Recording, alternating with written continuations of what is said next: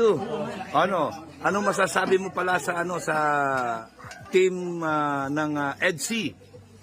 Siyempre, thank you so much po sa EDSI kasi palagi niyo po kami sinusuportahan sa mga gawain namin. Kaya po itong nakaraan po sa pagbibigay ng mga food supplies sa mga bata. Malaking bagay po yun, lalo na ngayon nagpapasukan na naman.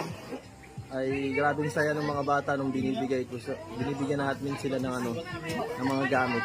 Thank you so much po sa inyo sa walang sawa pagsuporta. So ang love team ng EDSI ay mananatiling matatag at malakas. Siyempre naman. Ayan. Ano may mensahe mo sa mga manonood nyo? Sana po ay patuloy kayo sumuporta sa lahat man ng nangyari nito nakaraan. Ay sana ay hindi kayo mawala at yan po, mag-ano lang kayo po, mag-suporta lang palagi. Marami pa kayong haabangan. Salamat, Kalinga Pedro.